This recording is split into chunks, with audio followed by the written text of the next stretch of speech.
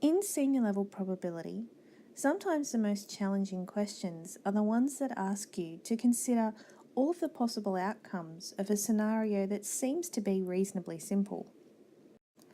Quite often, these scenarios will have multiple cases to consider, and this can be done in a variety of ways, from drawing a diagram to visualise our problem to listing dot points of each case. Let's consider the scenario in front of us. The question asks us how many different three-letter arrangements can be made from the word challenge. One of the most basic techniques that we can use to start solving the problem is to actually start listing all of the different three-letter arrangements possible. However, considering the number of letters that we have to use from the word challenge, this is not the most appropriate technique for this question. This also leads us to the fact that trying to draw a tree diagram or some similar diagram for this problem is also going to be far too tedious. Our best method is to think about the different cases possible for all of the different arrangements that can be made and ensure that we have covered them all in our scenario. There are two cases here to consider as we have repeated letters in our word. So the first case that we'll consider is the one where our arrangement will not have any repeated outcomes in it, meaning we are only going to use each letter once. The second case is where we will be able to use both of those L's or both of the E's in our arrangement, and the number of different ways that that can be done. For both cases, we're considering the number of different arrangements of our letters that can be made, which means that the order that we put the letters in matters. And we've seen through our studies that when the order matters, this leads us to the use of a permutation to solve our question. For case 1, we are only using each letter once, and so the sample space for our arrangement is C, H, A, 1L, 1E, N, and G, giving us 7 letters to choose from. Once we've used a letter once, we can no longer use that letter in our arrangement, meaning that there are 7 letters to choose from for the first letter in our arrangement, 6 remaining for the second letter, and 5 remaining for the third.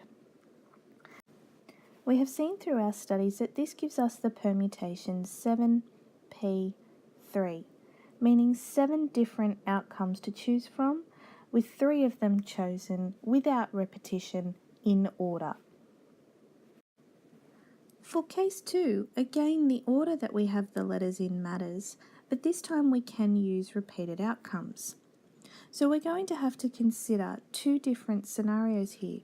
One where we are repeating the L, and the other where we are repeating the E, and the number of different ways that this can happen. Let's consider the arrangement of the L's first. We could either have both of the L's at the start of the arrangement, followed by another letter.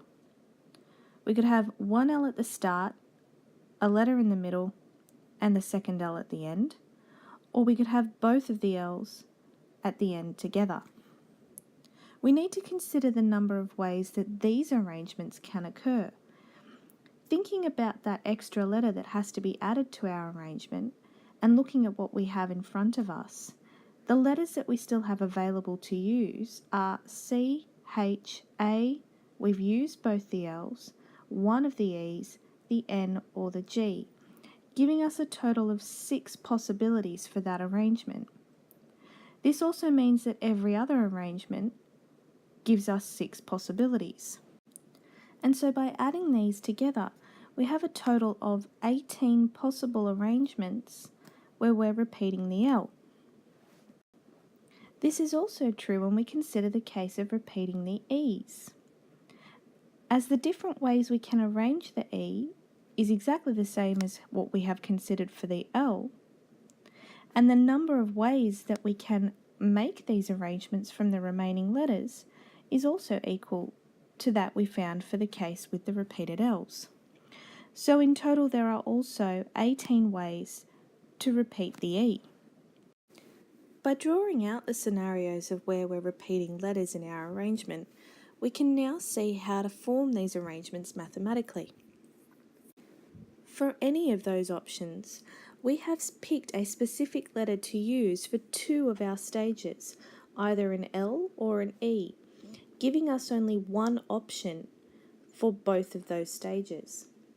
At the remaining stage, where we're picking the third letter of our arrangement, there are still 6 letters left to choose from. And this is where the 6 different arrangements comes from.